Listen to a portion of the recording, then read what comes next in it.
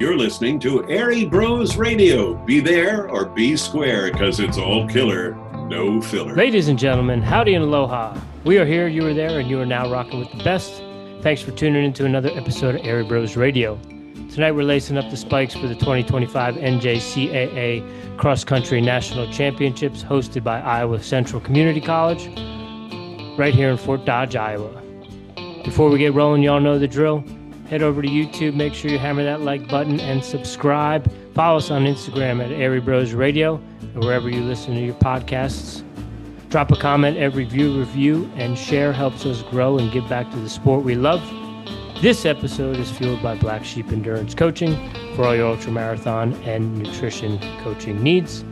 A huge thank you to Coach D. Brown and the crew at Iowa Central for hosting this year's national championships and bringing the NJCAA family together. From the training grind to the travel miles, you've all earned your spot at the 2025 national championships, and tonight we celebrate you. Every athlete, every coach, every team that punched their ticket to Fort Dodge, congratulations. We're kicking things off with the NJCAA Division III, home of some of the most tradition-rich programs in the country. These squads may fly under the radar, but they bring grit, heart, and championship culture to every course they line up on. We'll hear from coaches representing the Mineral Area College Cardinals out of Park Hills, Missouri, ranked number 1 in the nation on the women's side and number 4 on the men. The Joliet Junior College Wolves from Joliet, Illinois, sitting at number 2 on the women and number 3 for the men.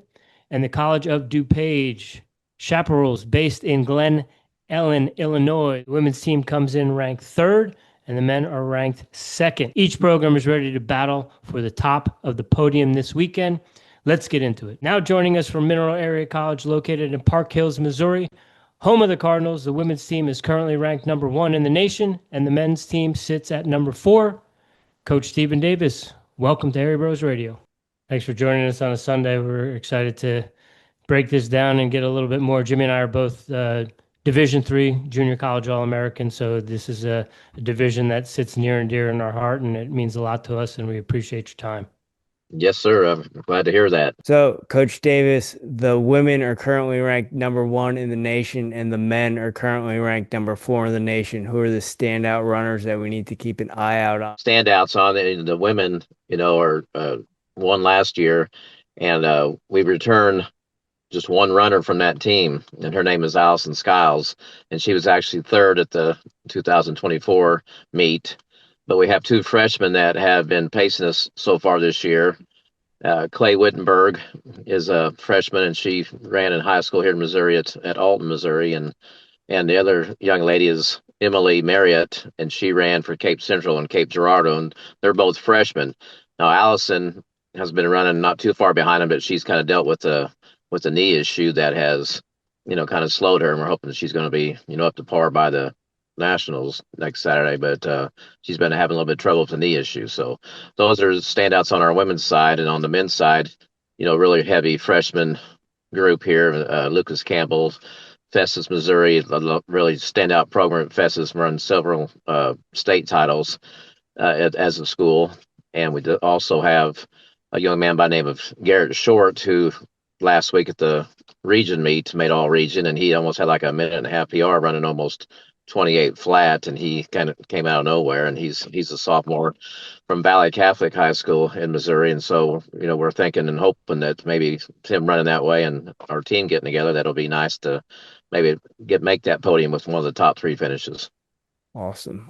Coach, have you been able to either in person or virtually been able to preview the course, and what are your thoughts on it, and how does the team match up? Well, we actually, have been there. We the COVID year in 2020 that the national meet took place there, and our men's team won there. And of course, the number of teams that were allowed to go at the Division III level were kind of small. It was really, really small meet on the D3 level. All 3 divisions took place that year in 2020. But that golf course, very, very nice race course, good for spectators to get around and not have to move too much to kind of get from one side to the other and see the race. The inclines that are in it are challenging, but yet, not real super hard. And we have some of our races we went to this year to closely mimic, what that golf course is like. one thing you can't ever mimic is like the Mother Nature factor. We came in 2020, I think it was in the 40s. We just think, okay, it's not gonna be too bad of race conditions, but that just kind of depends on what the wind does. Can get some gusty winds, and that particular year in 2020 was a pretty good wind gust that year. It made it not too great for the spectators watching. I think the runners got through it in good shape, but we're looking forward to that course. It's a nice course, nice golf course, a real nice area. So we're looking forward to that. Yeah, the weather is looking between 40 and 50 degrees, but it did say that there might be some windy conditions. Yes. So, Coach, what's it going to take to get to the top of the podium on the women's and men's side?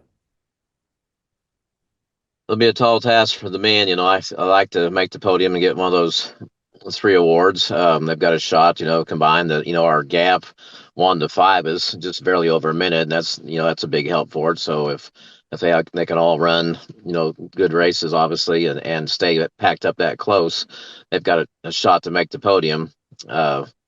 Realistically, as well as Harper is running, that unless something would happen, sickness or injury wise there, which is I guess the reason why we run the race. But they look like a pretty well standout team. On the women's side, it's our women have a good shot of making a top spot, but for sure being in the trophies, which is what we want. But it's pretty up at the top there. It's going to match up real good for getting in and having 3 in, and our number 4 not too far behind. That's kind of like the gap between our number 5 closing out and not being too far of a distance behind number 4 to probably have us have a shot to be on that top spot.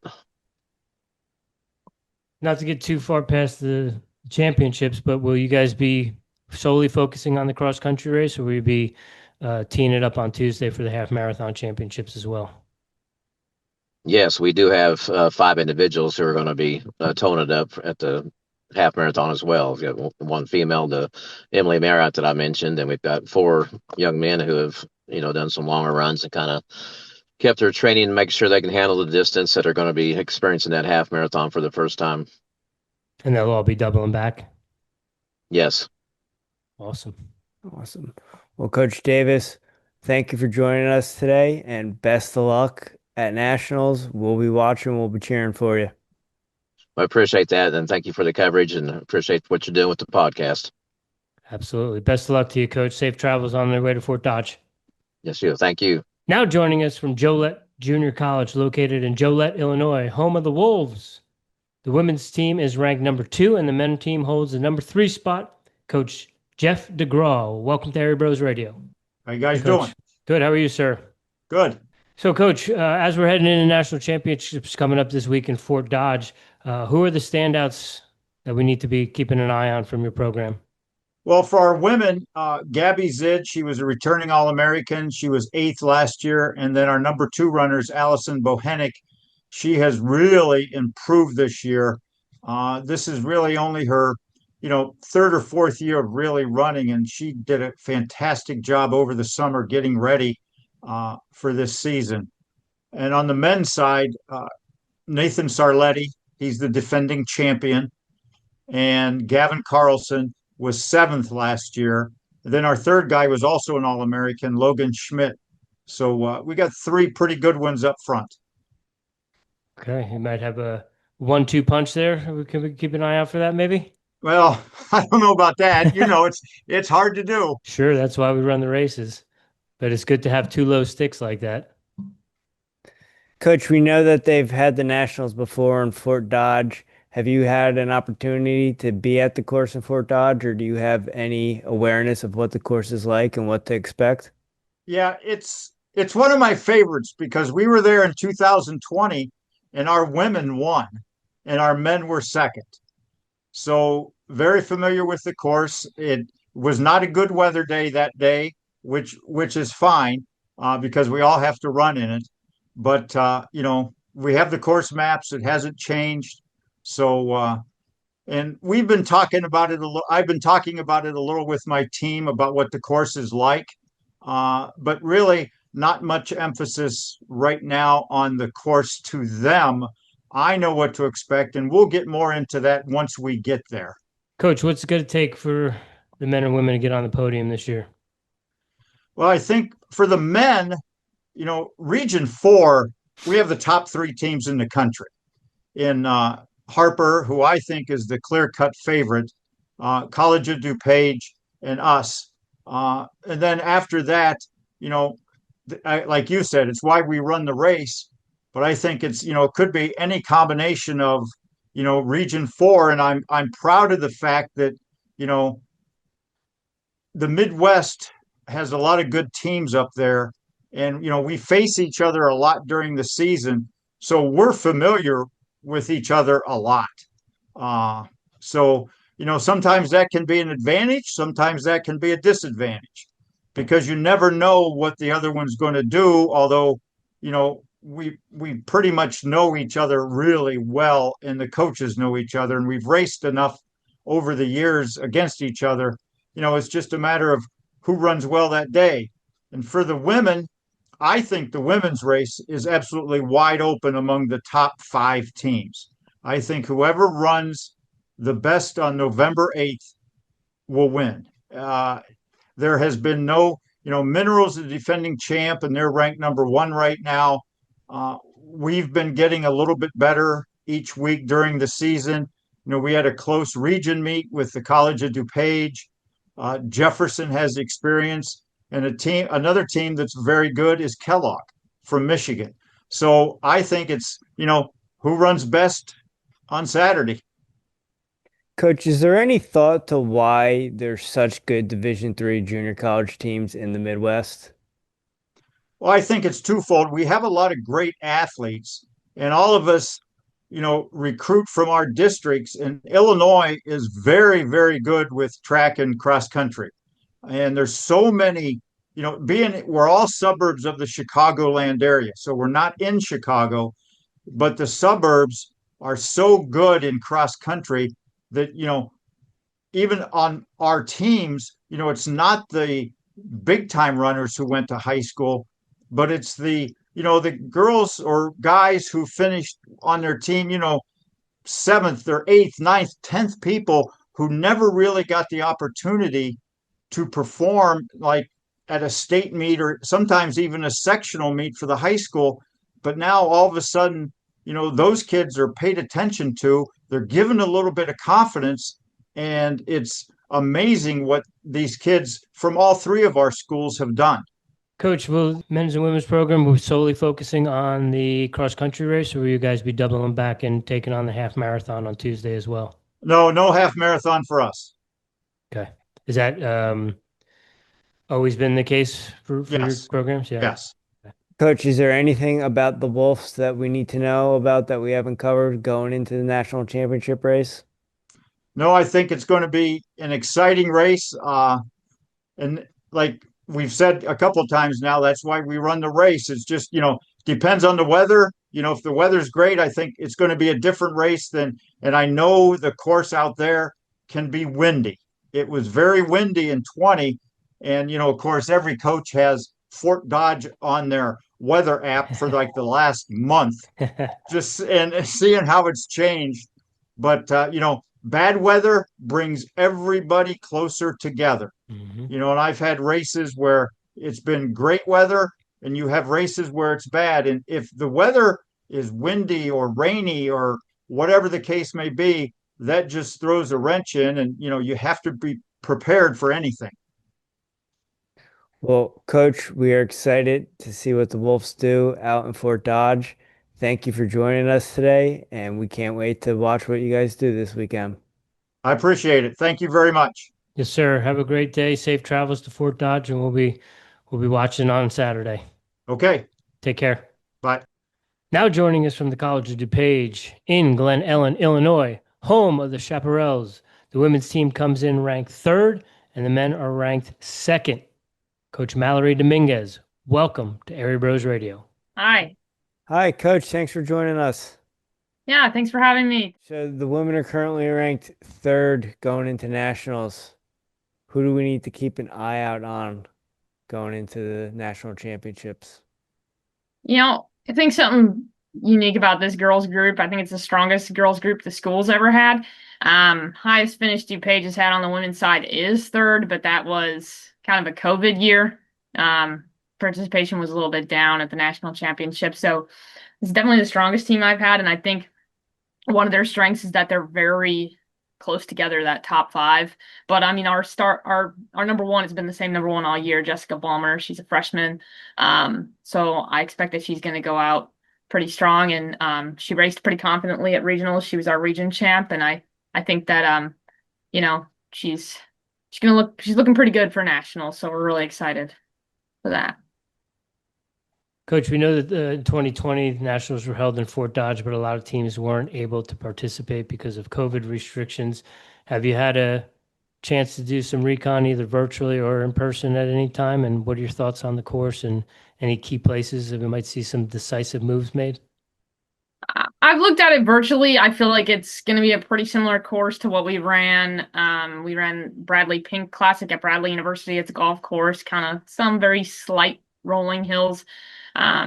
So I think, it just depends on the day. We're still a little bit far out. If we get some crosswinds and things like that, that could definitely, impact runners just being so open. But as I always tell all my athletes, everybody's running the same thing. So I think that our kids are more than prepared. Our region course is really intense hills. It's on an old landfill, the Settle Hill cross country course. So I think, all the teams in our region, if they can run that, then they're going to be more than prepared to run this. So excited to see some faster times than we had at regionals from all of Region 4. Really, I think it's going to be fun. But I haven't been to the course personally myself because in 2020 I was not on the coaching staff. So, okay. Is there any concern on the weather? You've been checking the weather, or are you guys kind of used to the same weather that they have in Fort Dodge? yeah, I think we're kind of used to it. We're a Midwest, and normally we're traveling to the East Coast for nationals, but this is the first one I've been with that's in the Midwest, and we're used to that. We have bipolar weather here in Illinois, and so I think whatever is thrown at us, our kids are pretty used to. So I think that's an advantage being from the Midwest. Getting to race in the Midwest, so might be a little chilly, but I think our kids are ready for that. So. Currently ranked number 3. What's it going to take to get to the top of the podium? For the women? Yes. I think, and I've told this on both sides of my teams because it's the women's and the men's. I really think it's going to come down to who's got the most guts race day and who runs the strongest race. We have a really strong region. Mineral Area is technically not in our region, but they're local to us too. They're not that far. And I think really it's just going to come down to like who wants it the most and who has the best day and who puts it all together, because I really think it can go very many directions. I think our team has a chance to win, and I also think we could end up second, we could end up third. And I'm confident that my girls are prepared to run the race in front of them and that they're going to run the best that they can do, and that's all that we can do. Fight the competition, and I think it's just going to take everybody having the best day all together. Really, everybody can PR and all have the best day on the same day. I think that's what it would take. Coach, I want to thank you for emphasizing the women, because the men are currently ranked number 2, and we haven't spoke on them. So who do we need to keep an eye out on the men's side, and what are the men going to need to do to get to the top of the podium? Our men, our leader all year has been Adriano Quintero. He's a freshman from Willowbrook. Been racing pretty strong. He's, with a heavy freshman team, you only have 2 sophomores on our squad. So it's a lot of freshmen there. It took a while to learn the 8K, but I feel like it's finally starting to click. I think Jack Schultz is going to be, he's our top returner. He was 4th at the national championship last year. And so I think I'm expecting a pretty good breakout race from him for nationals. And I know he's going to go out, he's going to go out and go for it. He's really excited. And I think he's going to have a breakout race. He, dealt a little bit of some nerve pain, and we kind of sat him for regionals just so he could be in the best shape for nationals. And so I think he's going to be one to watch out for too. But our entire pack, like the girls, is very close. 3, 4, 5, 6, 7, all of them. So I think that's another strength that we have. And so, I'll be looking forward to that too, to see how that pans out. Coach, are you all just focusing on the cross country race, or will you be towing the line on Tuesday for the half marathon championships? We will be towing the line for the half marathon championships. We're actually bringing our first women's team to it. And I know I was assistant coach at the time, 2022. We brought the first D3 team that I'm aware of to the championship. And our men got sixth that year. Nicholas Keeling led our half marathon group that year, and he's actually one of my assistant coaches now.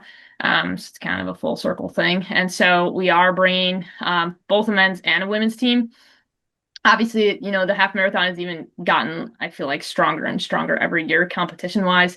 And we do recognize that we're a D3 program at that championship. And pretty much most of my kids have never ran a half marathon before. I have in training, but not racing. And so I think it's just going to be a really good experience to get to race against, some of these best teams in the D1 and the D2 level, and kind of get that experience under their belts. Because a lot of these kids obviously want to transfer to 4 years when they're done with us. And I think it's good for them to experience that level of competition. So I'm excited to see what they'll do. I have no idea where we'll be place-wise in that, but I think it'll be a really good experience for them.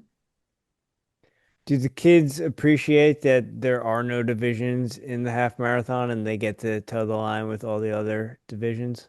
I think so. Yeah. I think they're, really excited to just race against all the competition and things like that. There's some really, really talented kids every year in the half marathon. And I think it's, DuPage throughout their history was D1 in the past, but we've always been non-scholarship. And that was the decision to move back to D3 several years ago. And I think it's just a great opportunity to kind of just, like I said, you want to get faster, you have to race against fast people. And I think that it's a great opportunity for our kids to do that. So. Yes, it is a great opportunity. And Rich and I are both Division III JUCO guys, Rich in cross country, me in wrestle. And so we appreciate the Division III experience. So thank you so much for your time today. And we will be cheering for you all. Thanks so much. Coach, safe travels to Fort Dodge. We'll be glued to the computer Saturday morning. Thank you. Thank you. Thanks for your time. Absolutely. Thank you. Next up, we're moving to the NJCAA Division II, where power programs and rising stars collide. The men's race has been a 3-team slugfest all season. The number 1 ranked Lansing Community College Stars from Lansing, Michigan. The number 2 ranked Wallace State Lions out of Hanceville, Alabama, who also hold the number 3 ranking for the women. And the number 3 ranked Des Moines Area Community College Bears from Boone, Iowa. On the women's side, number 1 ranked Mesa Community College Thunderbirds from Mesa, Arizona, have led the charge all season long.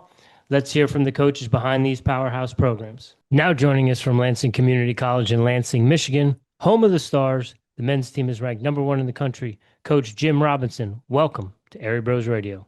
Coach, how's it going? Good. Welcome back. Good to see you. Good to be here. The men are currently ranked number 1 in Division II. Who do we need to keep an eye out on going into nationals?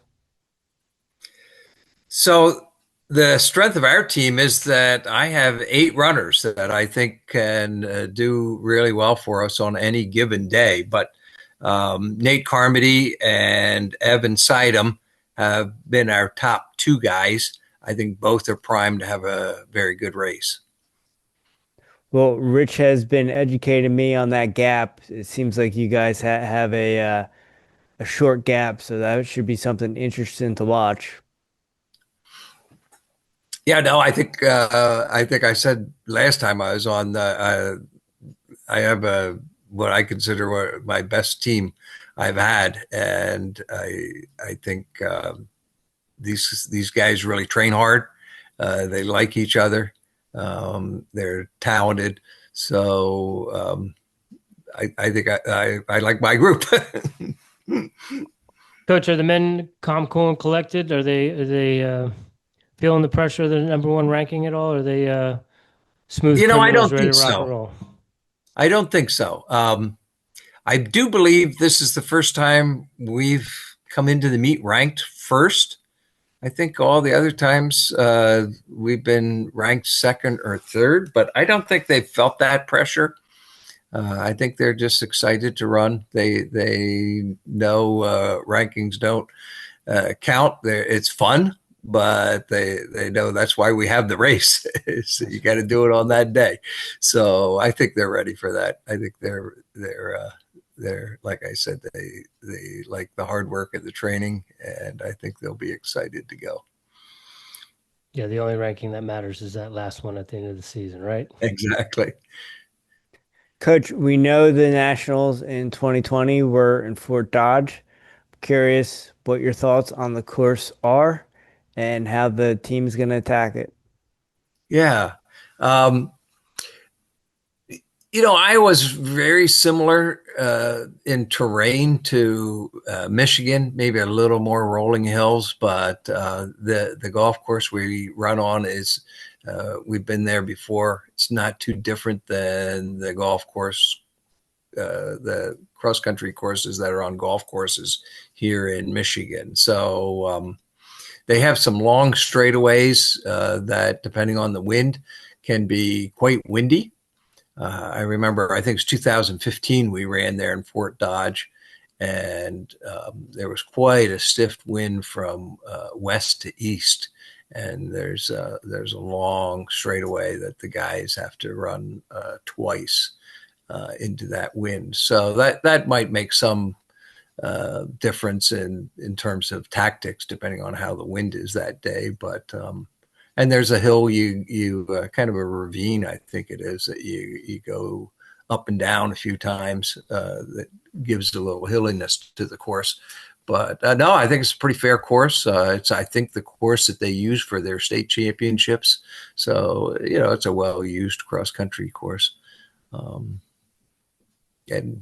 my general thought on courses is the teams that are best conditioned usually do the best on any given day. So I'm not I don't know that one particular course favors a certain team over another team. Have you been keeping your eyes on the weather? I have a little bit. Looks pretty good. I think the last indication is maybe a little rain, but not really heavy rain.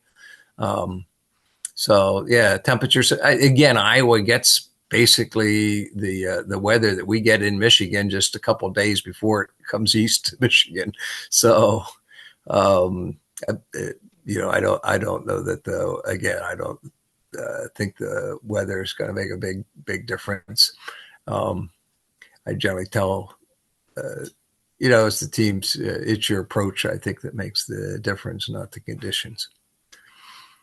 Coach, are there any pre-race rituals or traditions? Will we be seeing the North Central inspired candy striped shorts this year? You will. All right. I don't know if I told the story of those, but first off, I'm I think Al Carius was one of the all-time great coaches. And we went to a track meet a few years ago at North Central. I had never met him in the hopes of having a chance to meet him. And I don't know if that's when the idea came to us, or we just saw them at a meet with their striped shorts. But anyway, we established a tradition. I think we borrowed it directly from them, of the teams that qualifies for regionals and nationals get those striped shorts.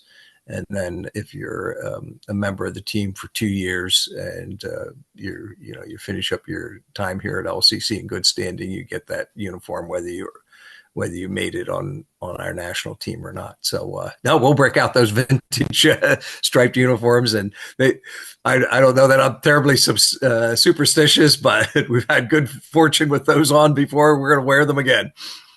Right on. Rich, I know you're digging those striped shorts. I saw them in the clip that I made. They look pretty cool. Yes. Kids like them. I love that throwback feel.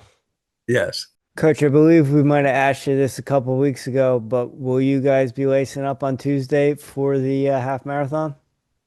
We're not. We did the year we were in Huntsville, Alabama. We had some guys that really wanted to do the half marathon. And so I told them we would.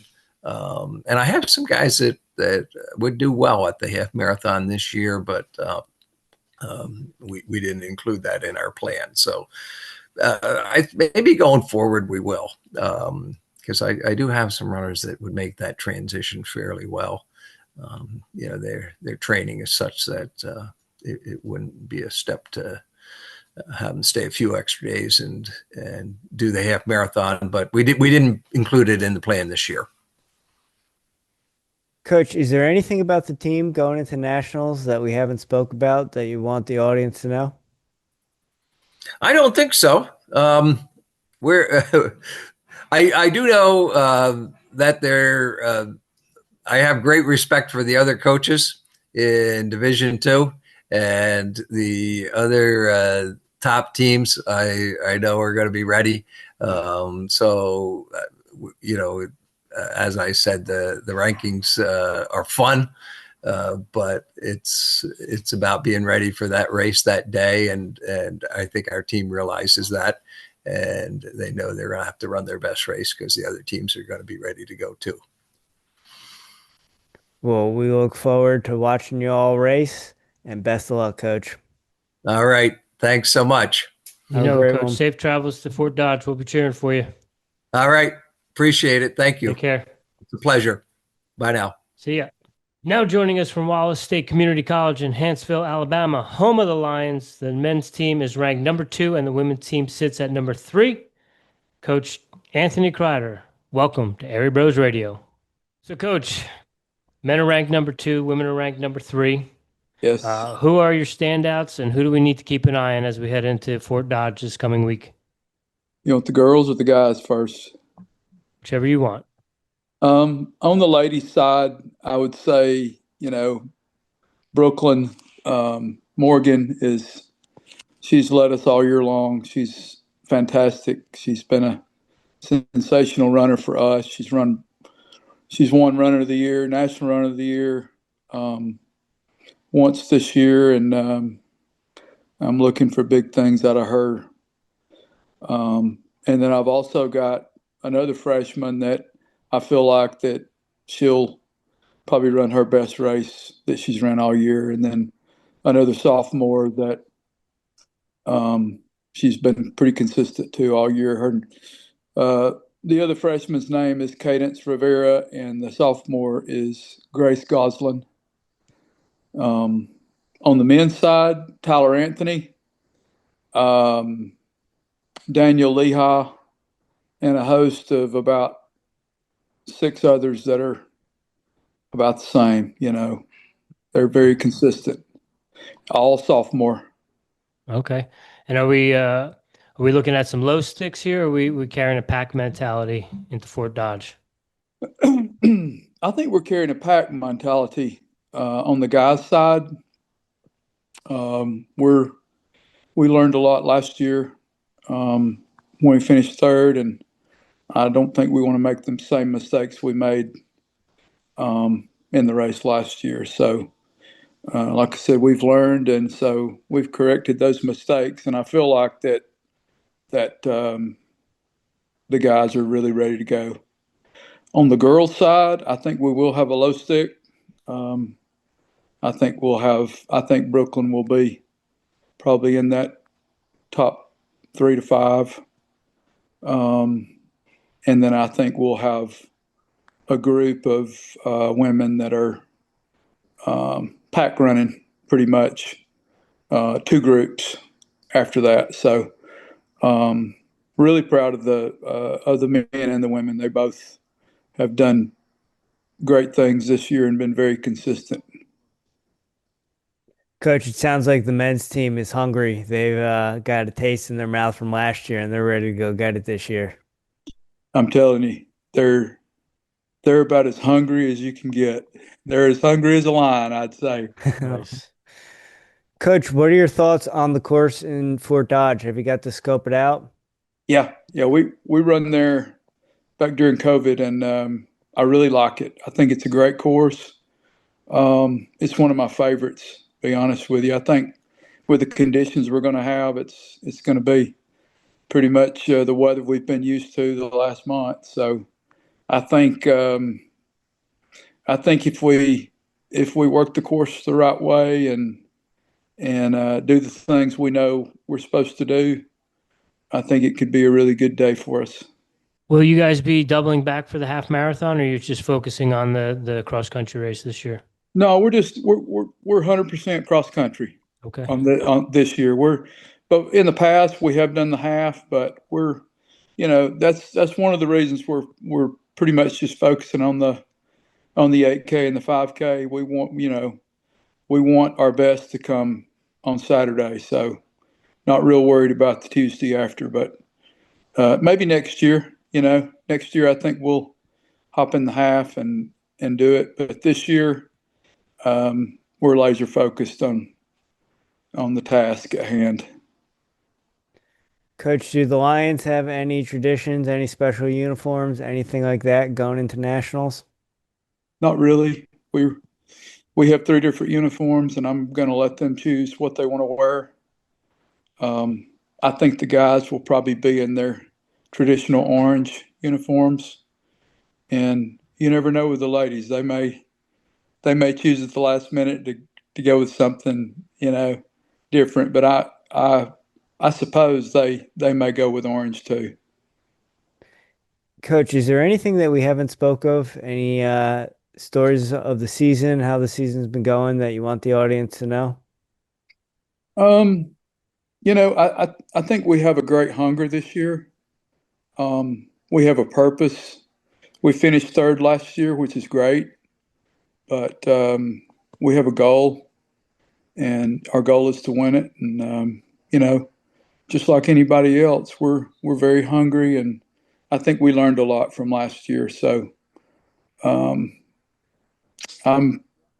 very excited. I mean, our team has worked really hard, and as you both know, it's kind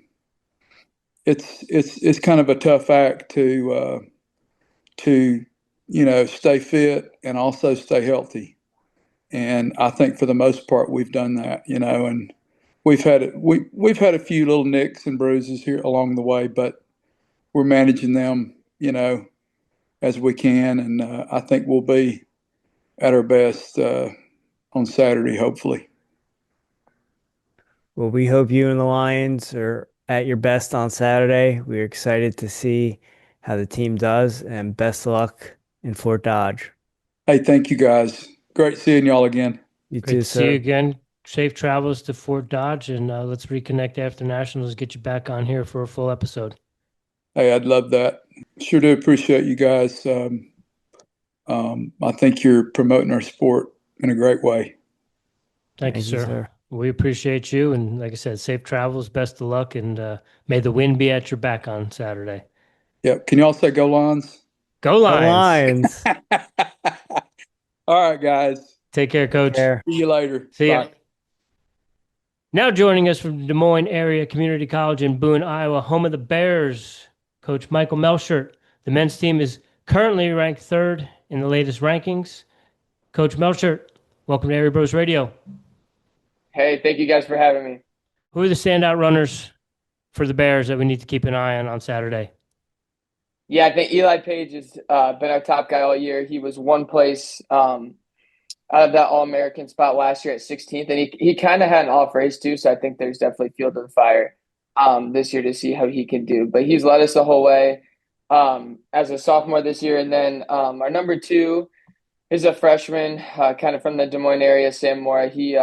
He's really come on strong. He had the injury kind of mid-season, so I would say look for him to have a big performance at the national meet as well. Coach, how have they been running this year so far? You have big expectations for them going into nationals?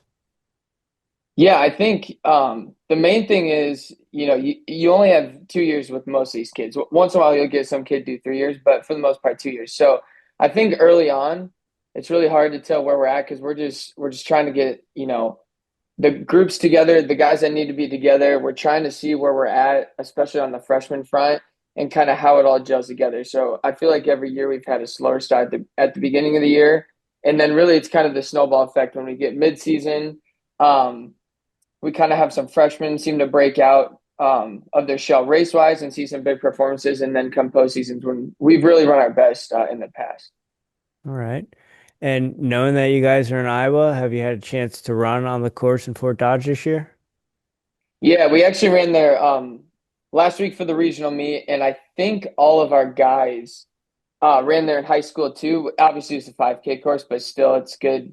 Good to have them. A lot of them had a lot of success there in high school. So huge advantage for us to be able to run there last week and kind of see how it runs for 8K distance.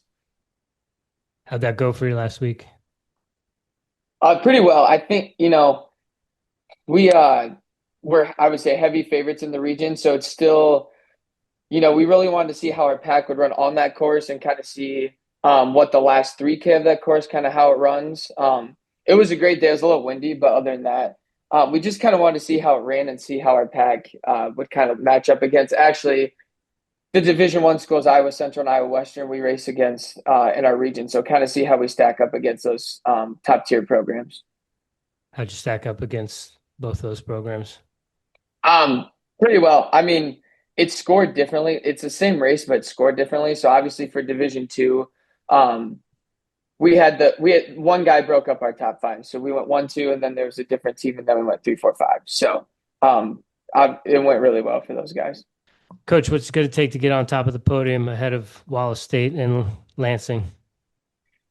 Yeah, I think Lansing's obviously, I think they return their whole team, and they have some freshmen there to help out. So they're definitely the heavy favorites. They're at the top there, so we're going to have to take them down. I think the biggest thing is, we have our low stick and Eli Page, and then it's going to be up to our 2 through 6. How do they stack up against Lansing's 2 through 6? And that'll be the race. I think if they can run together like they have all year, and each race has gotten better and better, we start to taper here. I think we're going to give them our best shot. And then Wallace State, obviously, great program as well. I think, it is a 3-team race. I think 4, 5, and 6, or 4 and 5 at least, are also very talented. So definitely keeping an eye on them, those Arizona schools. But I think if we have Page be our low stick, and then it's just up to our 2 through 6 to work together and see how close they can keep to Eli Page.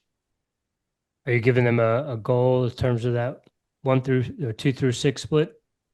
Yeah, I think we need 4 All-Americans. I think to beat Lansing, you're going to have 4 All-Americans. So it's kind of that top 15 barrier we need to have. Obviously, if you have, you go 7, 10, 11, 16, it's not the end of the world. But that's kind of like what we need to see. And then, just wait on that 5 to see where they come in.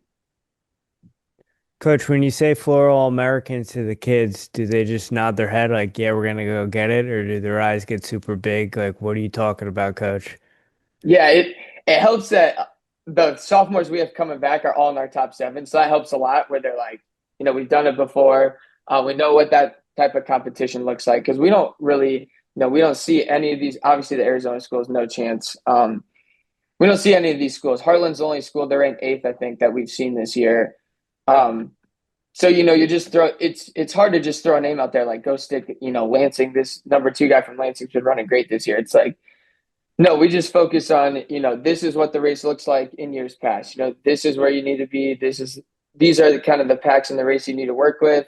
If it goes out quick, this is what you need to expect. If it really sags back, you got to, be ready at 4 to 5K, because at some point that thing's going to get rolling. So I think it's more just race cues instead of bodies. But obviously, when you hit that finish line and we go through the results, you got to have 4 people right around that top 15. Coach, you said that you don't see a lot of the other Division II schools throughout the year, and we know you have some Division I junior college powerhouses in the state that you're probably running against a lot. Do you feel that helps the kids as far as competing? Yeah, I think it helps in terms of we just focus on ourselves then, because if you're racing those schools week to week, you are just focused on how much did we lose them this week? How much did we beat them this week? What did they do this week? Where now it's like, I don't even really talk about, I'm checking on other team results, but week to week to week, how every workout is structured is like, this is what we did well in this 2-week time frame. What do we need to work on? Okay, now that we've gotten better at that, what can we do next to get better in the next 2 weeks? So I think it actually helps kind of avoiding them a little bit. But I think, you know that those teams are always going to be there. Coach, will you guys be focusing solely on the cross-country championships, or will you be sticking around for the half marathon on Tuesday? We're actually, good question. We're going to, obviously focus on the biggest thing is the AK championship, but then we do have a few athletes that are going to compete in the half marathon. Are there any special week of nationals traditions or anything that the Bears do? No, I think the biggest week. Yeah, just another. I think the biggest thing is they're like, God dang, finally I can have a little, down mileage, down intensity. I think that's the biggest thing. Um, we're together a little bit more this week. We have a few more meals this week and we talk things through just a little bit more, especially because being in Iowa, I mean, it could be any sort of weather. I think the weather for Saturday's changed like 3 times already. So just talking through those things too will change the race plan just a little bit. So seeing those kids every day is a little better versus, a normal regular season week. We'll do a Tuesday workout, Wednesday easy, Thursday we'll go over the course, and then Friday we kind of just spike it up and let it ride. Nice. Coach, you're a Hawkeye, correct?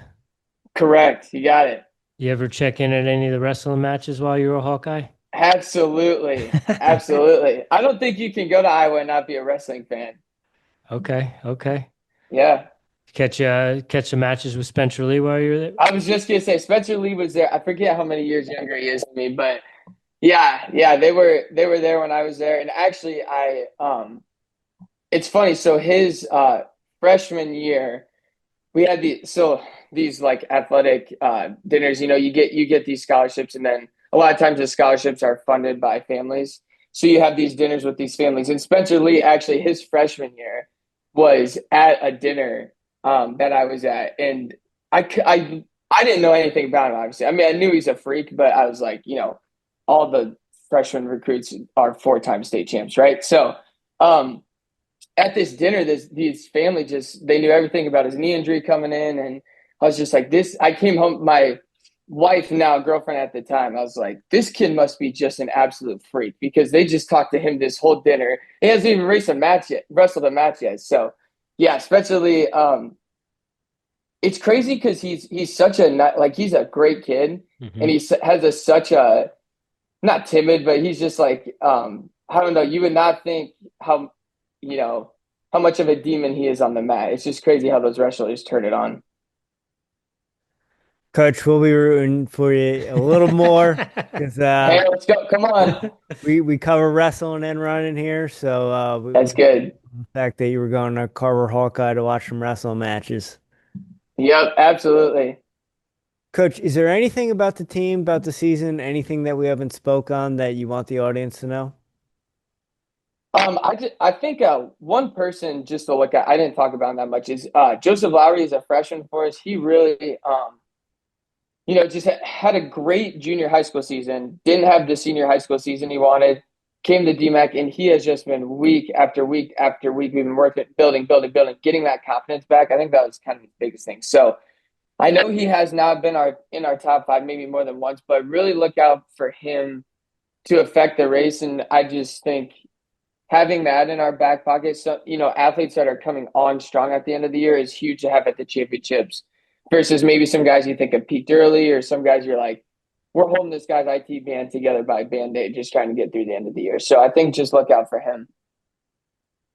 Well, Coach, you got us excited, and I can tell you got some fire, and you're going to have those kids fired up. So we're super excited to see what you all do here on Saturday at the National Championships. I appreciate it. Thank you, guys. Go Bears and go Hawks. Heck yeah. Safe travels. Not that you're going that far, but best of luck at Fort Dodge. Thank you. Thank you, guys. Take care, Coach. Now joining us from Mesa Community College in Mesa, Arizona, home of the Thunderbirds, the women's team lead the Division II standings at number 1, Coach Daniel Pescador. Welcome to Airey Bros Radio. Thank you. Yeah, Coach, it's an honor and pleasure to chat with you a little bit here, get a little bit more background on the program. As we're heading into nationals this week, who are the athletes that we need to keep an eye on Saturday? Yeah, I mean, well, definitely Olivia Baker.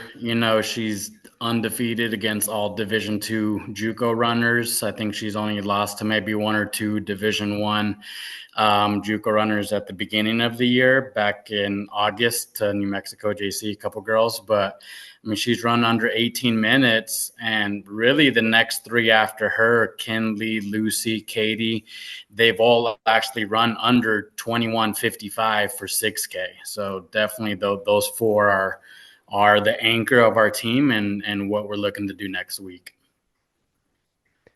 Coach, so it's safe to say is it going to be a pack mentality or a low stick mentality? A little bit of both. I mean, we just want to stick to our race plan. What we like to do is just kind of get out in front and just see if anyone's going to keep up with us. And sometimes it works, sometimes it doesn't. So we just want to stick to our style. I mean, we're just going to naturally be in the front, but we definitely want to stay packed up, and just have all four low sticks and, just hopefully our fifth and sixth is, nearby. Coach, Nationals were in Fort Dodge in 2020. We know it was a windy day there. Have you had a chance? Were you there in 2020? And how does the team match up on this course? Yeah, so we actually were not. Our district state did not allow us to compete or have a cross country season that year. So it was a little unfortunate. So the last time I've been there, gosh, I believe when they hosted it in 17 or 18, it was very, very cold. That's about the last thing that I remember from my last time. That I've been there 3 times, I believe. But yeah. And now coming from Arizona, how do you prepare? How do you prepare the ladies in case it is an Iowa November day?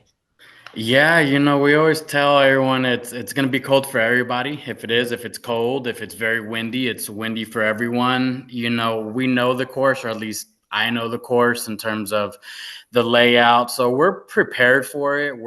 We've been trained for the terrain, the hills, the type of course it is. And, I always just tell them let's control what we can control, which is our mentality, our fitness, our race plan. And, if it's very windy, everyone's going to have to run in it, and it's not going to really change our style. It's just, let's just go in and execute and just have a good race and have fun. Coach, you bring up controlling what you can control. The girls are ranked number 1 right now. How do you control coming out with that number 1 ranking? Yeah, and it was funny. I was just talking to my assistant coach the other day. I'm like, what's harder, winning the first one or repeating and defending? And, we kind of agreed defending is a little harder. But for us, it's just knowing that, obviously there's a target on us, but just running our own race, just controlling expectations. At the end of the day, they're going to move on, do things bigger and better than here. Just be in the moment, embrace it, and whatever happens, and it doesn't define them one way or another. I mean, obviously we want to win. We're not going to beat around the bush and say that, that's not our expectation. But for us, it's just execute a good race. We don't need to do anything extraordinary. Just go out and be us. And, at the end of the day, the results should fall where they should be. You mentioned that pressure of defending. Has that got to you guys at all this year? I thought it was going to early on, but the way we've been training, we've been running, I don't think that the women necessarily feel that pressure, because we've got 4 returners, 3 new girls. So for them, it's just it's a new team, new year. And I think they've been living up to the expectation or the pressures, just the way they've been training and racing for each other. So we're excited for sure. Coach, any special things the team is doing this week? Do we have, are we going to be seeing some new uniforms on race day or anything like that? Yeah, I think the girls are, well, both. I think the men and the women are planning something. I don't know if they want me to let it out just yet, okay. But they will be adding some new stuff that they've never done. So, they kind of gave me a preview yesterday when we were doing our workout. So they're excited. That it looks pretty cool. So yeah, they'll add some, nice extra attire for the occasion, I guess. Okay. Coach, is Mesa going to be suiting up for the half marathon? We never have, at least in my time that I have. I just feel, I don't know, it's just not something that we've really geared towards our main focus has always just been just get through cross-country nationals and just hit that reset button, get ready for track. And I think just because the makeup of our team, we've got a bunch of 800-meter and milers running cross-country. And it's hard enough to go to 8K for the men. So just the makeup of our team, we won't be there for the half, and I'm never against it, but we're just kind of not there right now. Coach, what's the sales pitch to get 800-meter runners and milers to run cross country? Because I've had some trouble with it lately. Oh, I just tell them that that's just their biggest building block. I mean, you see it at every level. I remember one year Arkansas had a guy, I think he was third at D1 cross country nationals in the 10,000, and he was also the 800-meter champion. So I just feel that I tell them it's, if you really want to run fast, you got to be running hard in the fall, running cross country, run different terrain, just be very uncomfortable. Because if you want to run 150 or faster, you got to get uncomfortable. So that's what I like to do. That's what I tell kids. It's, if you want to run fast in the spring, you got to go hard in the fall on the grass. I'll take that into consideration and start using that, because it seems like, especially the 800 kids, they're looking for every other excuse or opportunity, play soccer, do other things, and run cross country. Yeah, no, definitely. So, but they do well. I mean, they surprise themselves. I mean, I've had a couple kids go low 26 minutes and 150 in the spring. So they see the benefit. Yeah. I always use a story from high school. I had a teammate who was a 48-point 400-meter runner, but he was our third man in cross country for 3 years. So there you go. Where there's a will, there's a way. Exactly. It pays off for sure. Coach, is there anything about the team going into the championship that we haven't spoke on that you want the audience to know? You know, I just think for both the men and the women, you know, I just think that they're just a very good group of kids. I mean, they're very just in it for each other, just a humble group. I mean, you know, the men are trying to get on the podium. That's been eluding us for the last 4 years. So, you know, for them, it's just, you know, they're just a group of young kids just trying to figure it out.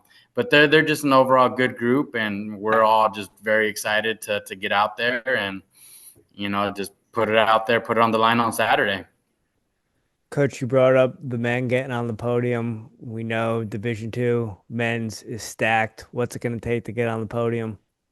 Gosh, they're going to be different than the women's race. I mean, with the women, we just have to go run our own race, just be us, just run. But I do feel that a lot has to go right for our men. I mean, we ran really well in Riverside.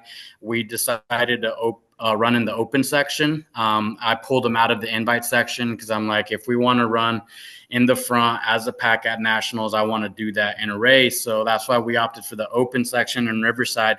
We ran very well. I mean, we had our top two guys were 25:15, 25:34, and then the rest of our guys were within 20 seconds. So for us, it's going to have to be a good race together. A lot of things have to go right, and just put ourselves in position to take advantage, to use our strengths, which is our speed. And if we're there with 1K to go, I like our chances. So it's 800 kicks. Yeah, yeah. They'll be licking their chops. Yeah. Coach, thank you so much for your time. Rich and I will be cheering for you this weekend. We have a little bit of a soft spot in our hearts for Arizona, so we'll be putting a little bit extra push out there for you. Best of luck. Awesome. Thank you. I appreciate it. Thank you, guys. Have a good day. Yes, sir. Safe travels, Coach. Best of luck in Fort Dodge. Thank you. Take care. And now the grand finale, the NJCAA Division I, where the nation's elite collide. On the men's side, we've got the number 1 ranked Iowa Western Community College Riverers from Council Bluffs, Iowa. The number 2 ranked Hutchinson Community College Blue Dragons out of Hutchinson, Kansas. And the number 3 ranked Iowa Central Community College Tritons from Fort Dodge, Iowa. And the number 4 ranked New Mexico Junior College Thunderbirds based in Hobbs, New Mexico. On the women's side, it's another stacked field led by the number 2 ranked Iowa Western Riverers, the number 3 ranked El Paso Community College Tejanos from El Paso, Texas, and number 4 ranked New Mexico Junior College Thunderbirds. Let's hear from the coaches who built these national caliber programs and get a final look at who's ready to make history at the 2025 NJCAA National Championships. Now joining us from New Mexico Junior College, located in Hobbs, New Mexico, home of the Thunderbirds. The men and women's team both come in ranked number 4 nationally. Coach Jeff Becker, welcome to Airey Bros Radio. Coach Becker, how are we doing, sir? Good. How are you guys? Awesome. Thank you for joining us today. Yes. Thank you. Thank you for having me. So, Coach, we know the men and women are both ranked fourth right now. Who are the key runners on both sides that we need to keep an eye out on? So on our women's side, we've been led all year by Yedidia Bifa.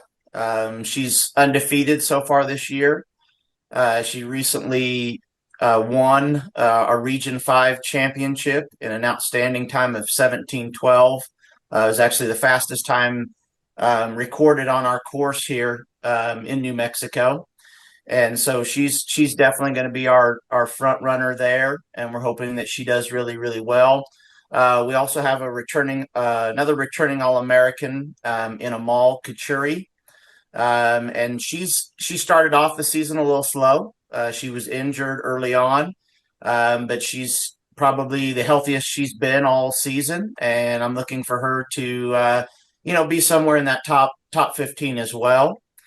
For our men, one of our strengths I think have been that we've never finished the same five order at any of our meets. We've always had a different top five, and I think that's made us a strong team. These last couple meets, Mohammed Marahi has been probably our top runner. He was our top runner at the regionals, finishing second. And then right behind him, we've had Emmanuel Camayo, who has been he's been probably our most consistent runner, being number 2 and number 3 for us all year long. He finished as our second runner at regionals. And then right behind him has been Brian Chariot, who was our top runner early on. So, I think on our men's side, we could go in any order with our top five. Coach, Nationals were in Fort Dodge back in 2020. We know some schools weren't able to attend that. Curious, have you been at the course at all?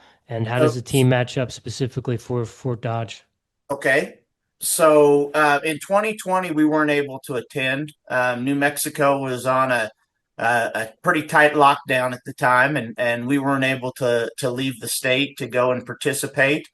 But I've been every other time they've hosted it. So I think I don't want to quote this wrong, but I think they've hosted maybe 4 other times.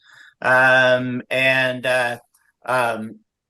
I like, I guess it's kind of love-hate. And I've told Coach D. Brown this, I love it because Iowa Central does a great job running the meet off. They do an outstanding job. D does a great job. He makes it a professional atmosphere for the students. But being a southern school, we don't like the cold weather in Iowa. We definitely don't like that. But the course itself, I feel like is a honest course. We like running it. The other times we've gone up there, we like running the course. So I think that'll be, it'll be good. It'll be a good course for everybody. Because I'm hoping for some good weather. And then, we've tried a little bit, as far as getting, I called it to our team. I said, we're going to do some Iowa weather training, and we would train early in the morning, because here in New Mexico in the desert, it can get cold in the morning sometimes. And so we've tried to do a lot of workouts in the morning just to kind of get our mindset right, that we can go up there and we can compete on this course, and we can kind of run right there with the rest of the teams. Some extra long ice baths too, maybe? Yes, yeah. we got a handful of them that like doing that every week, so they're getting used to that and everything too. So nice. But you're exactly right about that.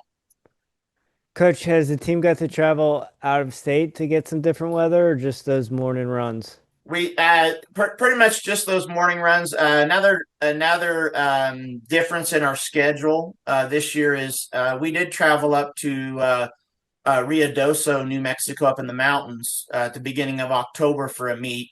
and we tried we were hoping it would kind of be a little bit cooler, but by race time it was already pretty warm, even up there in the mountains of New Mexico. So we did try a few other things. We didn't go anywhere crazy, but we did try some things to try to get used to that weather and be ready for it. So, Coach, top four, both on the men and women. What's going to take? Get the top of the podium, bring home some hardware.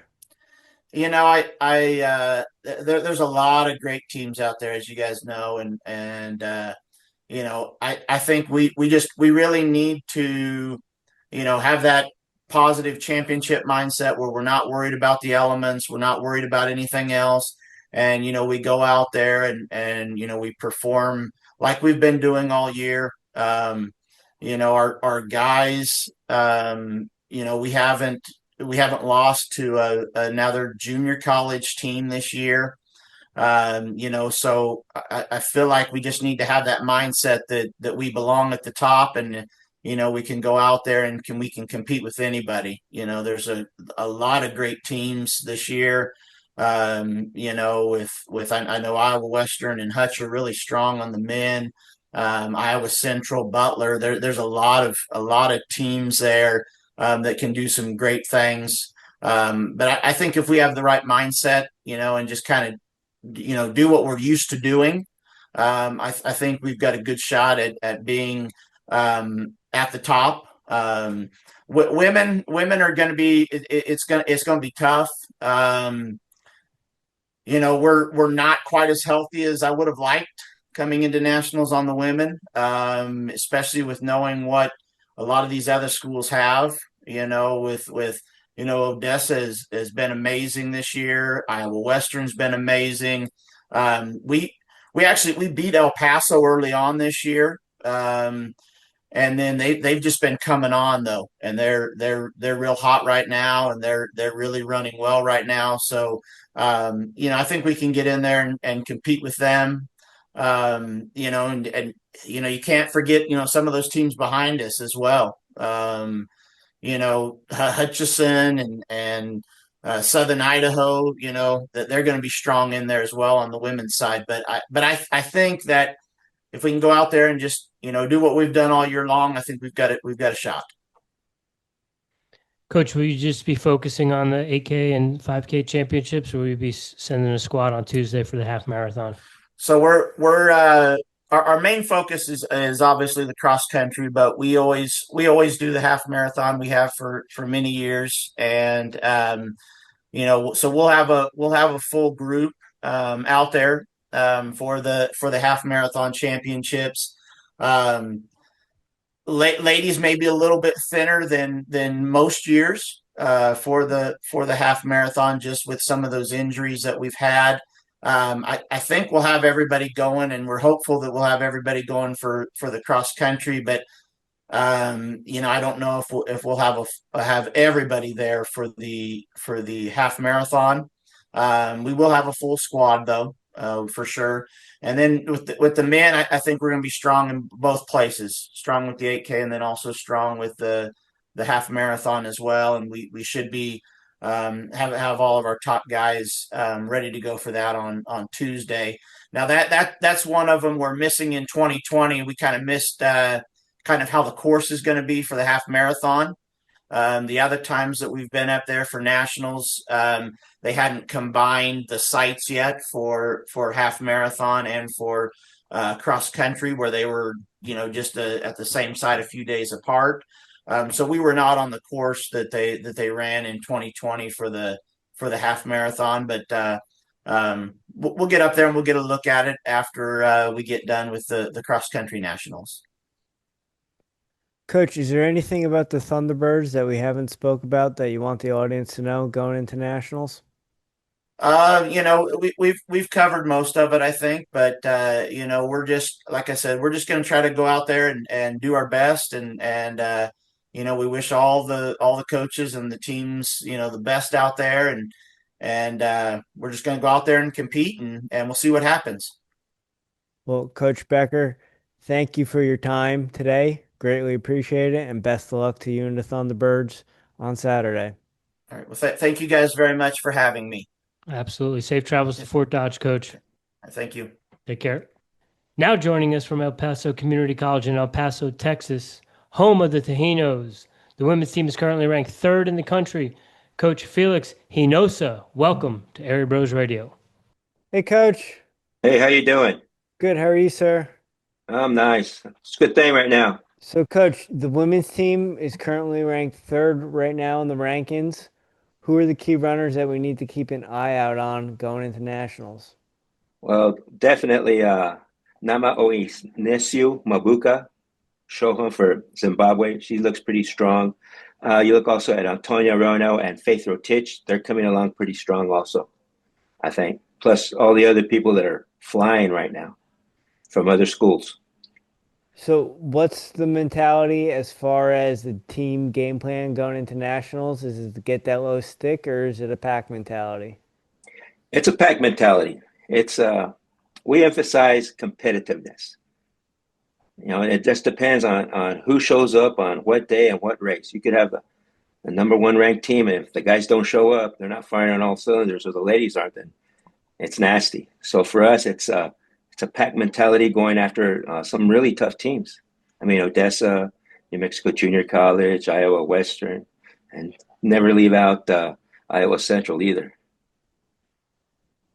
Coach, we know the course was, the meet was hosted by Iowa Central in Fort Dodge in 2020. We know a lot of teams weren't able to make it because of that COVID restrictions. Have you had an opportunity at some point to see the course, and how does the team match up? I've kind of Googled the course, but I have the utmost confidence in Coach Brown. Yeah, he's an excellent coach and also an excellent race organizer.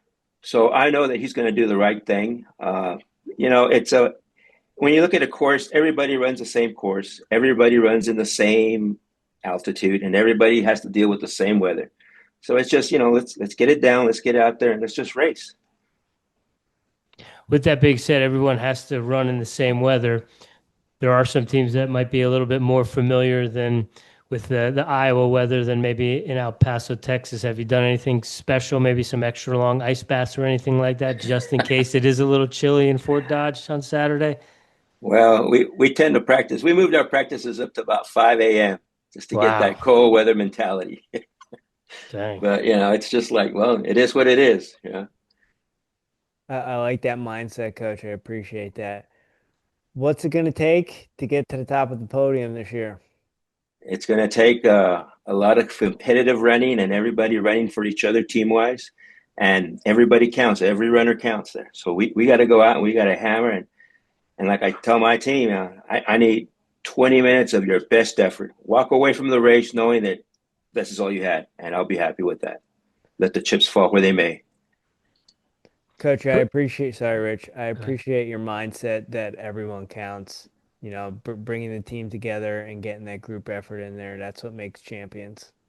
Absolutely. Absolutely. Coach, how do you get the kids to buy into that mindset that it is a team sport and it is the team and everyone matters and everyone is important to the overall final outcome? Well, first and the most important thing is you got to find the right fit, athletes-wise, that they fit the program and that they're pliable to understanding that this is a team sport, that everybody counts. And if we win as a team, you know, everybody wins, right? And it's just a continuous, as you begin from the first day in August to the last day in November, you know, it's you're all on a lifeboat, and you all got to pull together and work together to get to that island, you know, that podium finish.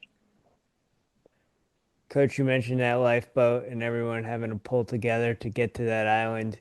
Do you ever have any issues with kids? You know, this is an individual sport. I'm not here for the team, or do they all tend to buy in?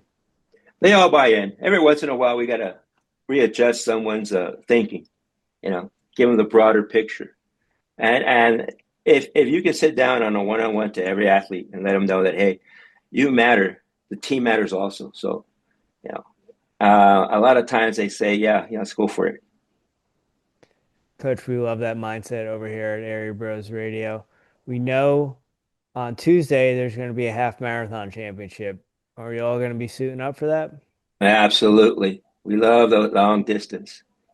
I love that long distance, I tell my teams the cross country is the warm up for the big race on Tuesday, so let's do it right. Has there been any specific training for the half marathon, or is it all the same training? Well, no, it's different. It's a really difficult training pattern. You've got to have the speed of a 5K and an 8K, and then the endurance and speed of a 21K. So you're continuously, it's like a Lego plan, moving this, moving back. Make sure that we've got the distance in our program, and make sure that we have the speed. And it's a. I'd like for someone to write a manual on that one, man. I'd like to read it. There you go, Coach. There's your book. Coach, is there anything about the team that we haven't covered that you want the audience to know? I think that along with our team and all the other teams that are going out there, I think they've all earned it. They're tough.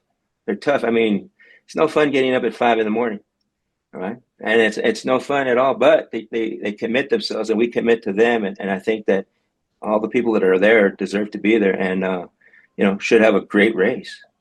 Coach, we wish you the best of luck in Fort Dodge. We hope you have safe travels all the way from El Paso, Texas. We will be watching very closely and intently on Saturday. The junior college experience and the junior college system is something that's very near and dear to Jimmy and I's heart. We were both junior college All-Americans, myself in cross country, Jimmy in wrestling.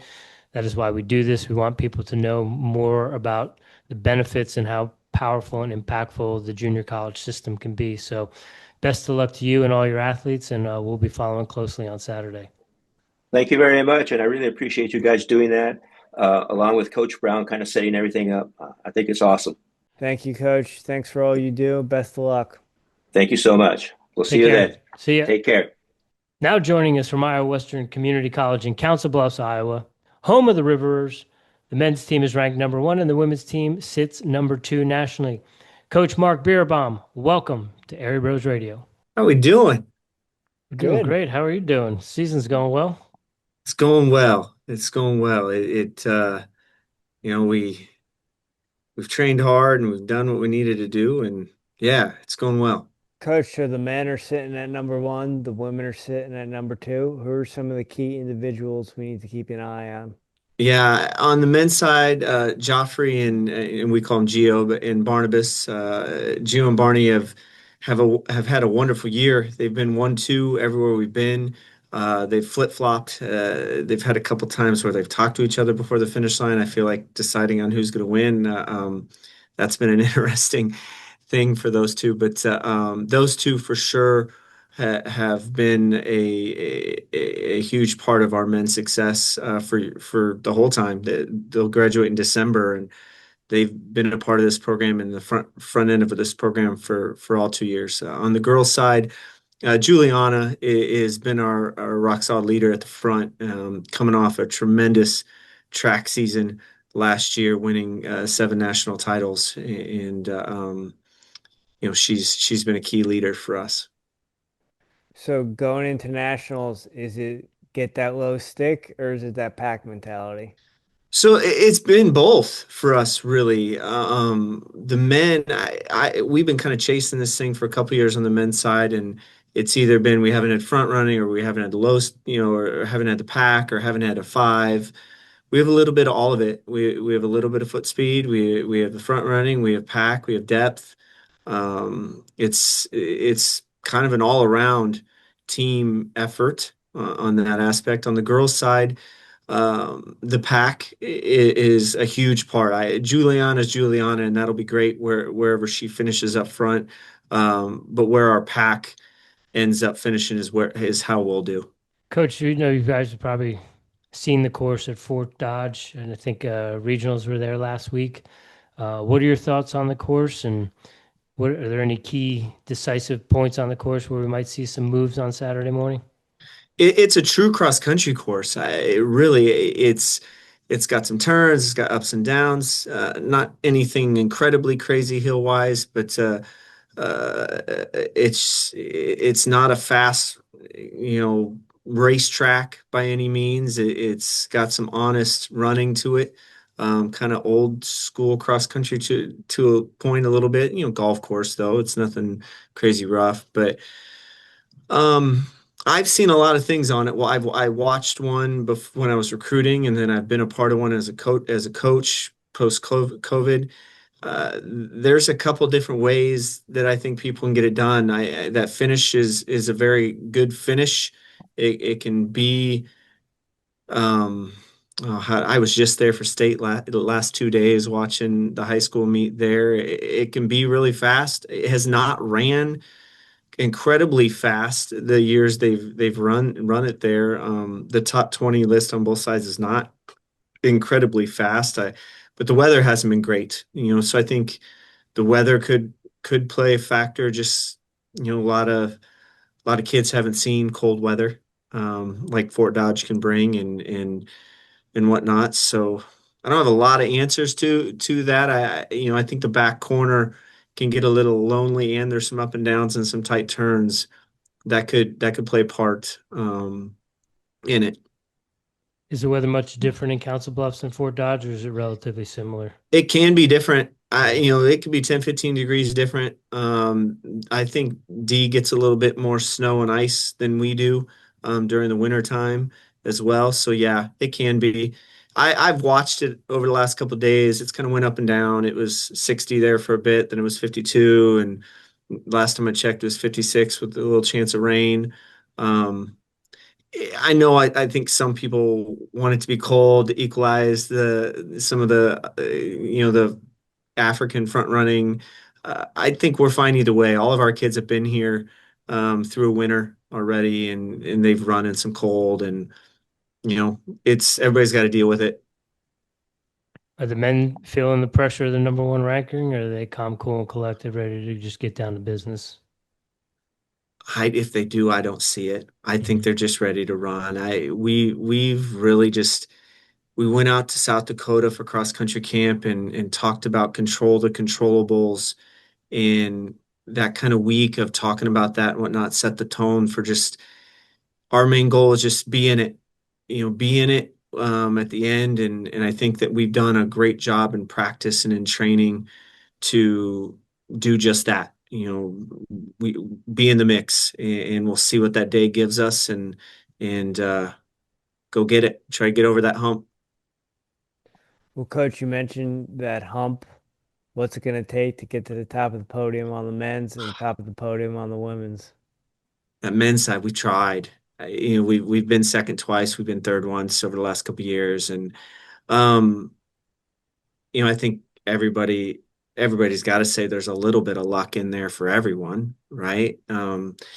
Being good on the right day, showing up on the right day, and just being smart and not overthinking it. We've talked about that too, not overthinking it. It's a race. It's another race. We've been in a couple. We've been in some good ones.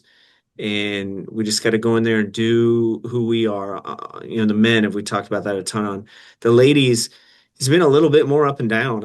We had some ankle sprains. We've had some sickness. We haven't really been together in one race. I think only once all year. And so we just, similar to the guys, we've got to be who we are, which we're talented and whatnot. We just got to bring it all together at one point. And the girls, it hasn't been as clean cut as the guys on that side of it. Coach, we know you guys have done the half marathon in the past and done well. Are you guys solely focused on the 8K championships and the 5K championships across country, or will we be seeing the Rivers on the line on Tuesday? So I love the half marathon. I think it is an absolute amazing event. Team competition half marathon, awesome. Sold. When I was recruiting JUCO and I found out about it, I went to a couple of them just because Dana, we were marathon school when I was in college, and I ran the marathon myself. So sold. We'll get on that line for sure. I'm excited about it. We haven't talked a ton about it. 8K is the focus.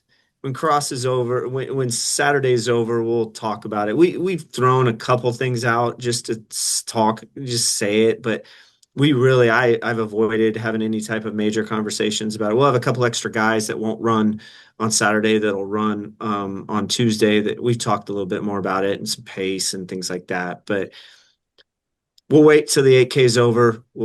And on Sunday, when we get back, we're going up and back. We're only 2.5 hours away. So when we get back, we'll let cross settle, and Sunday we'll meet and talk about it a little bit, and kind of refocus on that a little bit. And that's what we did last year too. We went to DC after the race last year in Virginia, and took in the sights. And then when we got back that night, Sunday and Monday, we talked about the half and kind of refocused. We're excited. The men won last year, and I think we got a really good shot of doing some good things again this year. Obviously, with Barney back, who broke the national record, and Gio, who is a much, I think, different runner than he was last year, and we've got some depth behind him. And Juliana, putting her on the line should be fun. She's the Ghana national record holder in the half marathon. So put her on the line and let her get after something a little bit longer will be fun too. When it comes to the half marathon, what's the mindset? Is it, oh, this is kind of secondary, let's go have fun, or are they there to compete? Both.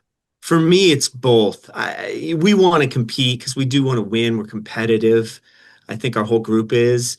But we're also, cross is the focus, and it always will be. And so with the half, yeah, we want to win that. It's another opportunity to win something, but have some fun at it. We're not taking it crazy serious where we're just going in there, oh, we got to do this, we got to do this, we got to do this. Get after it, have a little fun, be smart, have a good experience with it. And if it turns out to be something successful at the end, sweet. Coach, anything this week special for the Nationals week? Are we going to see some new uniforms or anything like that? No. Business as usual. Business as usual. We got some new split shorts about halfway through the season that the kids love.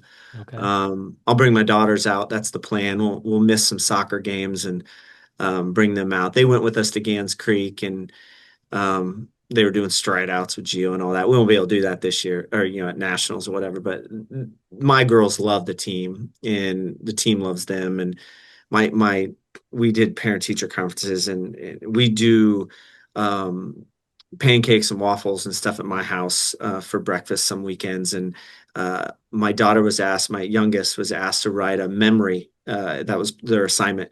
And the teacher shared it with us at parent teacher conferences. The memory was all about having breakfast with the kids and having an opportunity to make pancakes for them. She gets to flip the pancakes, and that is every bit of everything for me. Just reading it made me smile and proud, because family is a big part of what I've tried to build here, and having my girls be a part of it and see it and be around it. And she talked about the culture and learning things from them, and all. It's so much fun.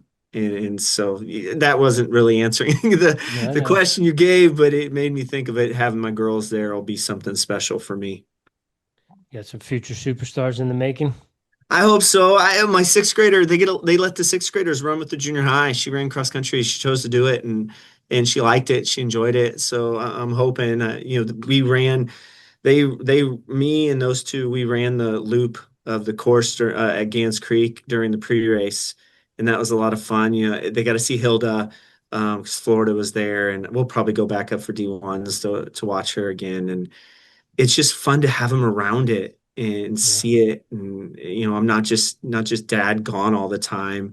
This is why, and this is who, and all that. Excellent. Coach, is there anything about the team going into the championships that we haven't covered that you want the audience to know? I love this group. It's been easy, really. We have put in some big work, and they have done it with a smile and enjoyed it, and have really worked hard, and have been really just having fun doing it. And I'm excited to just see it all come together, and have, God willing, come out the right way for us, and see the smiles and the excitement of all the hard work showing, right? Well, Coach, we are excited to see it all come together as well. Thank you so much for joining us. We're going to have to get you on after the season, catch up. We talk to you all day. You know that. Thank you so much for your time on a Sunday. Absolutely. Absolutely, guys. Thank you. Take care. Thank you. See you. Bye-bye. Now joining us from Iowa Central Community College of Fort Dodge, Iowa, home of the Tritons, and the host of the meet. The men's team is ranked third in Division I standings. Coach D. Brown, welcome to Airey Bros Radio. How you doing, sir? Heard you had a busy weekend. My hair is grayer, I think. I don't know. It's just, there's so much going on. Coach Brown, the men's team is currently ranked third in the nation. Is that all? That's all. Who do we have to keep an eye out on going into nationals? I would say, that's a great question because we have 5 guys that are all really amazing. And when Marc hears this, I won't say they got lucky because they all ran well. But one of our guys just did not have a great race. And if he had been running where he had always been, it would have been less than 4-point victory for them at the regional meet. So, our team was pretty disappointed after regionals because they were gunning. They really wanted to get this. And so I said, you know what? We got another shot. Like, don't worry. 2 weeks, home course. We're right back here. So, our top 2 guys have been Shakib and Sufyan. They've always been up there for us. Taha was the man that is typically like our 3rd guy, and he ended up being our 5th guy or maybe even 6th guy. I'm not even sure now. He just couldn't hold it together that day. And then the twins, Saad and Saeed, are very consistent. Saad was actually just coming off an illness, so he was just trying to get back into the swing of things with like a chest cold. So, we feel really good about where we're at. 3rd is a great place to be. So no one has to be looking at us, and we're looking ahead and ready to rock and roll. So we're excited for tomorrow. Coach, you mentioned the home course advantage. We've talked to a bunch of coaches and we've talked about the wind can be a factor. Some of the teams weren't able to make it up in 2020, but what are some of the key points on the course? Where might we see some pivotal moves being made for both the men and the women? It's interesting when we talk about our course because I've talked to a lot of people about this lately. We just hosted the state meet Friday, Saturday. It's a 2-day meet here in Iowa with 2 classes each day. It was sunny for a little bit, but then cold and windy. And that wind was definitely a factor. And I'm hoping it doesn't get too warm because, I want it to be brutal. I want it to, the toughest one out there who brings their A game on Saturday is who's going to win. So, it's for the men, it's a 2-loop course, essentially, 2 4K loops. I would say personally, being from the Midwest in Iowa, there's only 1 hill. If you're not from Iowa, you might say there's maybe 3 hills on each loop. So, I think once we get past that first loop, they're kind of coming up the hill after the first loop to re-loop into the second half of the course. I think you're going to see some people really start getting after it at that point because it kind of levels out for a while before you get into a few more hills. But I think it's that second loop is where people are going to try to separate the men from the boys type thing in that guy's race. We've heard, even though it is on a golf course, it is a true cross-country course. Oh, yeah. I really think like this is an average course. It's not flat and it's not super hilly. It's got a little of everything. So, yep, it's a great golf course. The terrain might not be like super level on the flats, but there's some little bit of slanted slopes in a couple different places, but it's a great course, and we've hosted the state cross country meet, I think, for 33 years now. And so, yeah, I'm happy to be there. It's a ton of work and I never want to do it again after we do it every year, but like, I'm happy to have it. I'm happy to have all these teams come here. It's going to be great. Like, I want to put on the biggest, greatest event for all these kids, just to come out and experience a championship atmosphere and just enjoy themselves, have a great Friday night of dinner and awards and taking lots of pictures and, being laid back and enjoying it. And then Saturday come out with, the focus on, the race face on, and go out there and just have a great day. So I can't wait. Now, will you get to be a coach on race day, or will you be wearing your meet director hat? Probably not, honestly. Like, and that's the biggest downfall. Like, I love hosting. I love doing this for other people. It's very, very taxing. It's a ton of work because everything in my life when I do it, I do it as good as I can. I bite off more than I can chew because I want it to be awesome. I want it to be better than last time.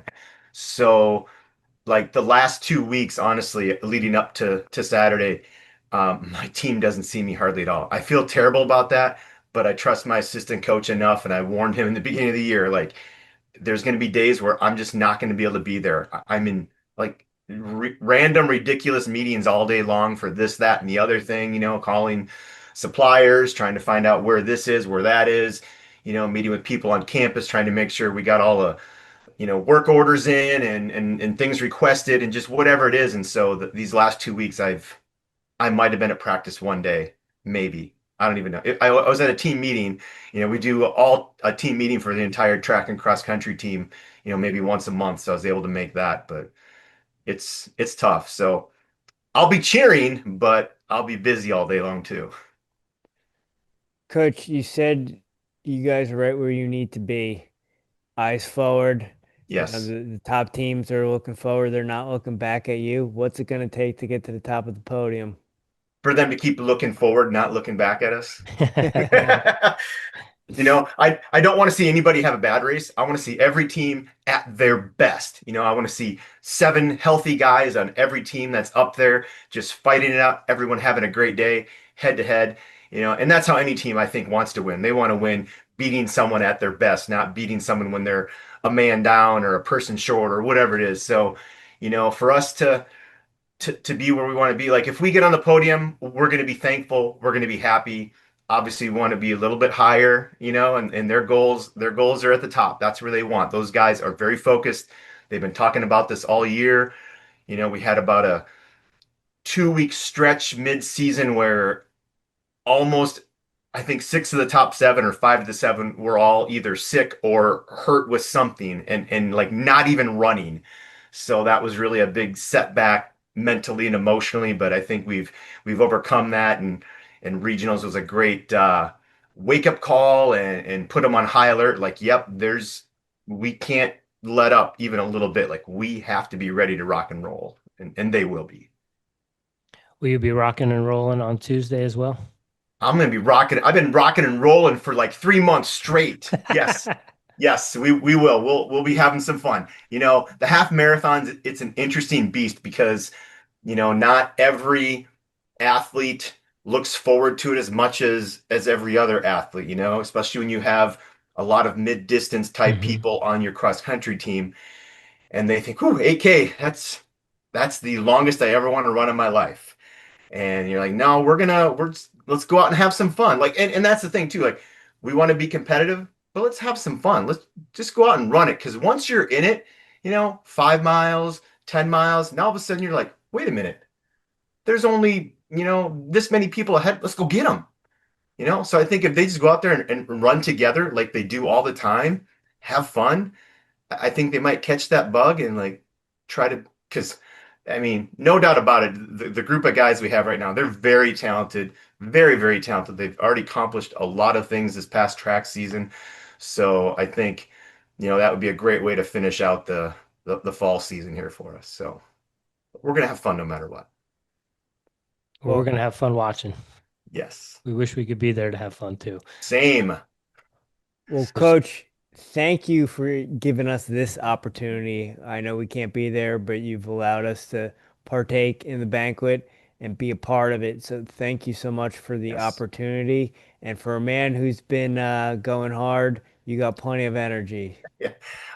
Thank you guys, because honestly, like I said, bigger and better every year. This is huge. Like, this is huge. Having you guys be a part of this on Friday night for us, having Runner Space live stream our event on Saturday. Those are 2 amazing things that I hope can be added on a consistent basis to what we do, promoting the NJCAA, our junior college athletes who go on to become some of the best NCAA athletes as well, and for some of the kids, this is it. This is the top of the mountain for them. And so go out with a bang and have this great experience of, checking out this podcast and being live streamed. Like, thank you guys for helping work with me to make this be a great option for everybody. So Absolutely. It's an honor. As we've said before, the NJCAA and the junior college system is near and dear to our heart. And whenever we can be a part of it and help grow it and promote it, you can count on us. excellent. Coach, get some sleep, rest up, get ready for, I guess maybe it starts Thursday, Friday festivities. And Yep. yeah, we'll be excited to watch on Runner Space on Saturday. Awesome. Yep. I'll be sleeping on the 12th. Okay. Okay. I'm going to bed on the 12th. Thanks, guys. Appreciate it. Thank you. Now joining us from Hutchinson Community College in Hutchinson, Kansas, home of the Blue Dragons. The men's team is ranked number 2 in the nation. Coach Jafet Molinares, welcome to Airey Bros Radio. How you guys doing? Great. How are you? Good. Long time no see. Yeah. Congrats to you. Yeah. Thank you. It was a fun day. Well, Jafet, we know from talking to you a couple of weeks ago who to look out for, but the men are currently ranked number 2 in the country. Tell our audience who the fans of Airey Bros Radio need to be watching when it comes to the men's race this Saturday. Yeah. All right. So everybody is obviously going to play a pretty big piece, but our top 2 guys, Cornelius Kogo and Titus Kiprotich, those guys are 2 that I'm hoping and could be our low stick. So hopefully flirting in that top 5. So you talk about that low stick. Is it just the low stick, or you got that pack mentality as well? Yeah. Our 3-4, our 3 is finally coming along. I think he's gonna, snap when it really matters. And our 3-4 in a pretty good spot, and 5 is finally coming around and put some pretty good meets together, but we just haven't gone out there as quick as we should have, and I think this time around, we'll put ourselves in a good position early, and I think he'll be ready to help us out as our number 5. And then, honestly, our 5 could also be our number 6. So, our number 6, kind of what I mentioned before, he was an All-American last year, and he's finally come around and just had a really good workout. So he potentially might be number 5. And so we have some pretty good depth between 1 through 6, honestly. Coach, what's your scouting report on the course? Have you been able to preview it at all at any point? And how does the team match up with the terrain? Right. So yeah, I mean, pretty lucky where I actually, ran it quite a few times when I was an athlete, and went back there another year to watch nationals. And yeah, so I know exactly what it looks like. So we've been talking about it quite a bit, and spots where we could definitely make a move, and where I feel like it fits us. And but yeah, so know what it looks like. A team doesn't, but as far as map and kind of spots that I pointed out, we're pretty familiar a little bit.